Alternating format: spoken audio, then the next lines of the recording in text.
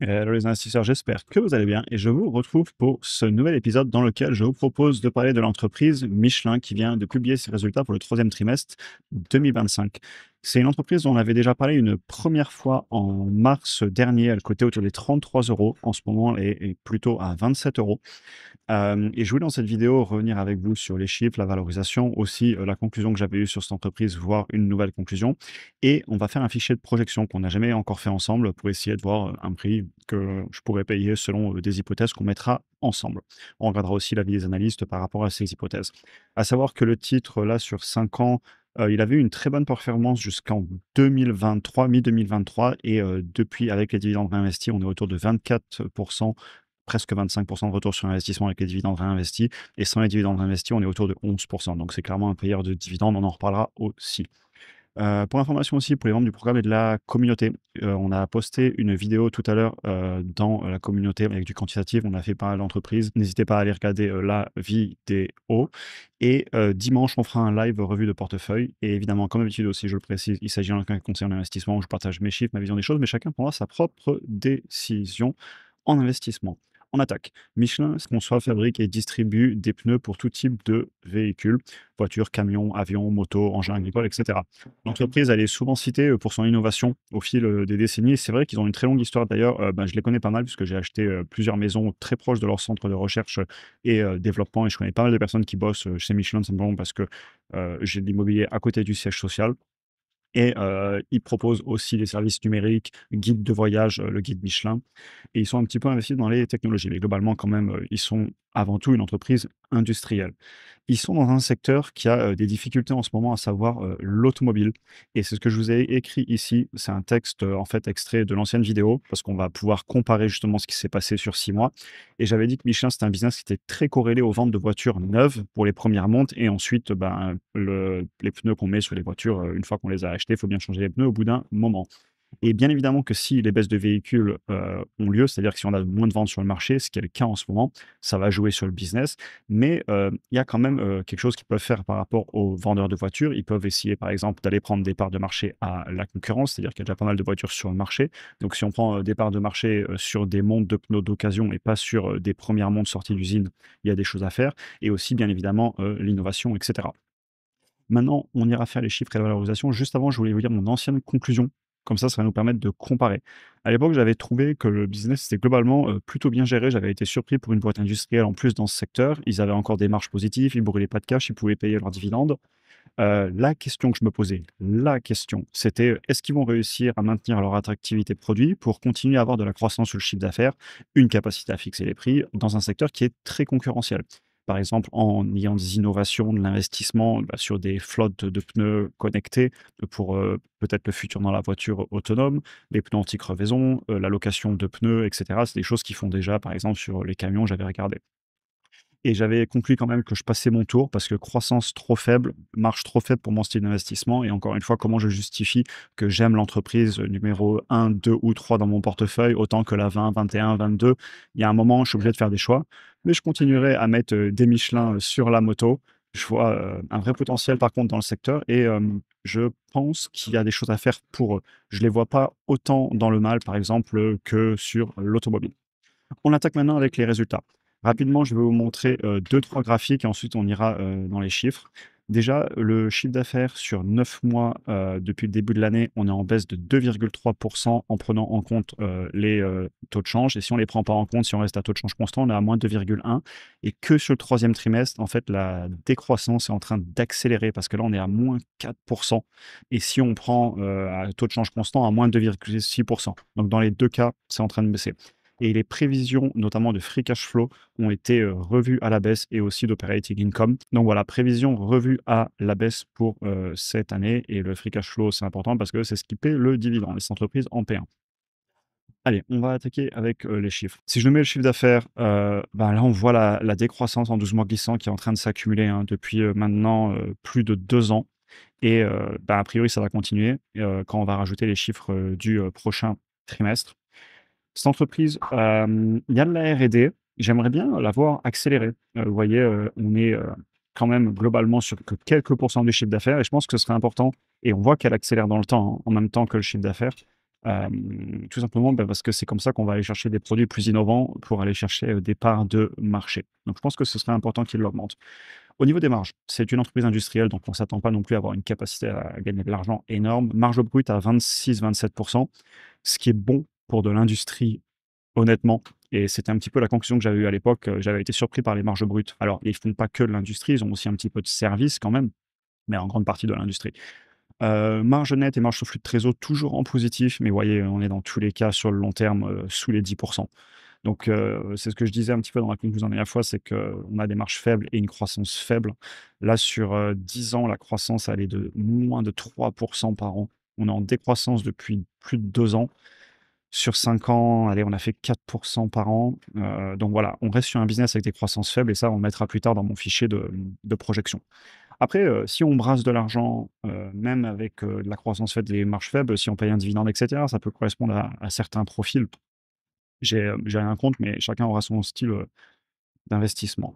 On attaque. Je voulais vous montrer, le free cash flow. Vous voyez les CAPEX, hein, ils continuent à investir en usines et cetera. Ça, c'est bien qu'ils ne fassent pas ralentir les CAPEX, même s'il y a une toute petite baisse là, mais sur le long terme, on reste au-delà, des 2 milliards et vous voyez qu'une bonne partie du cash issu des opérations part, en CAPEX, ce qui fait que le free cash flow est quand même, plus bas. Par contre, le cash issu des opérations, là, c'est écroulé, hein, je vais vous l'afficher.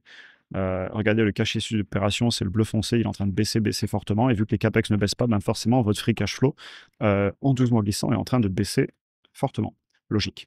Maintenant, où part ce cash? On a un dividende, on voit qu'on est juste sous le milliard, donc même avec les prévisions de fin d'année qu'ils nous ont données, je vous le montrais tout à l'heure dans le document, on pourra toujours payer le dividende. Ça, c'est plutôt une bonne nouvelle. Ils rachètent un petit peu d'actions au niveau de la dette, ils en ont remboursé un tout petit peu, mais ils en avaient levé il y a pas longtemps. On va aller afficher ça ensemble. Je me rappelle qu'il y avait de la dette sur cette boîte et il doit toujours en avoir du coup. Et si on regarde, les free cash flow baissent et à l'époque, j'avais dit qu'il fallait quelques années pour la rembourser. Maintenant, il faut beaucoup plus de temps, hein. Je le calculerai pour la conclusion, mais il va falloir, pas mal d'années sur les free cash flow sur la tendance actuelle pour venir rembourser, cette dette. OK, donc, je voulais regarder aussi rapidement avec vous le dividende. Alors l'entreprise là sur, 10 ans, le logiciel nous met aléatoirement à peu près sur 10 ans. On est sur un retour sur investissement avec les dividendes réinvestis, autour de 100. Donc on a quand même fait un x2 en 10 ans, avec les dividendes réinvestis contre, bon, un x4 sur le S&P 500. En même temps, le S&P 500, c'est le S&P 500, voilà. Vous savez ce que j'en pense, c'est impressionnant. Et là, sur 5 ans, avec les dividendes réinvestis, on a un peu plus de 30. On traverse une période difficile quand même, hein. Et au niveau des valorisations, actuellement, ça se paye 15 fois les flux de trésor. Ça se paye, on va pêcher aussi le prix par rapport au chiffre d'affaires, moins d'une fois le chiffre d'affaires. Ouais, donc ça se paye pas cher, mais on est en décroissance actuellement et les marges baissent, donc pas simple. Et 12 fois les bénéfices, ouais. Heu, Là, c'était sur le deuxième trimestre, vous pouvez le faire à la calculette pour le troisième trimestre, mais ça changera pas grand-chose, à l'histoire, hélas. Et les marges, comme je vous le disais, je vais vous afficher ici, mais elles sont en train de compresser, hein, dans les 2 cas, donc c'est à noter. On va maintenant faire des projections, parce que regarder les indicateurs passés, c'est bien, mais ça ne regarde pas, l'avenir et j'ai envie de voir où on va. On va se rajouter le chiffre d'affaires de 2024. La croissance, compliqué, on est même en décroissance. Je peux nous mettre à 0 cette année. Si on va regarder les chiffres ici, vous voyez qu'en 9 mois, on a fait alors c'était plus haut. En 9 mois, on est à 19 milliards. Si je viens rajouter, les 5-6 milliards, ouais, on va être à 24-25 et là, on est à presque 27. Je vais laisser à 0. Je pense qu'il faudrait même mettre de la décroissance, mais on va essayer d'être un peu généreux. Je vais projeter sur les free cash flow, on pourrait aussi projeter sur, les earnings et sur le long terme, la croissance, je vais mettre 4. Chacun se fera ses propres convictions. Il y aura peut-être une réaccélération du business, mais je suis obligé de me baser sur ce qu'ils ont fait historiquement et historiquement, regardez, hein, 4 c'est généreux. On fait très rarement 4. On va mettre 4 quand même. Marge sur flux de réseau, elles étaient à combien?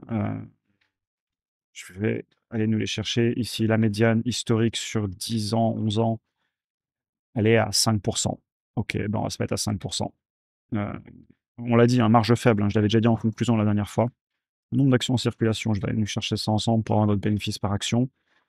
Ils avaient l'air de racheter un petit peu, mais est-ce qu'ils vont pouvoir racheter encore longtemps? Je sais pas, vu ce qui se passe sur les flux de trésor. Alors je suis pas sur le bon graphique, ça va pas fonctionner si je vous affiche le mauvais graphique. Ouais, ils rachètent un petit peu, on pourrait mettre -0,5. Allez, on va mettre -0,5%. Mais je ne sais pas s'ils pourront racheter encore longtemps si les free cash flow continuent de baisser. Donc, encore une fois, hein, forgez-vous votre propre opinion en investissement, c'est tellement important. -5, on va leur mettre un peu de rachat d'actions. Maintenant, en demandant au moins 10% par an, cette entreprise, ça se paye combien historiquement? Enfin, en ce moment, remarque, on peut même faire historiquement. La médiane sur le prix par rapport au cash flow est à 10 et récemment, ça s'est payé jusqu'à 15. Allez, on va dire que le marché nous paye ça 15 fois les free cash flow. Honnêtement, c'est le haut du panier, hein, parce que peu de croissance, peu de marge, entre 10 et 15, hein. Enfin, c'est ma vision des choses, encore une fois, chacun aura ses propres chiffres.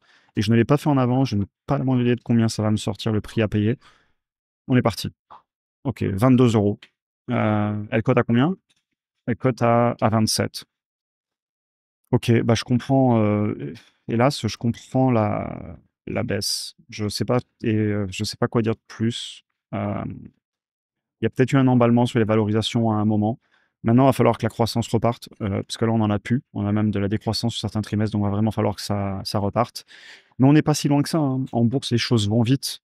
Ça peut, on y était, hein, regardez, en octobre 2022, ah, c'était il y a longtemps quand même, on y était, donc à -20%, on peut y être.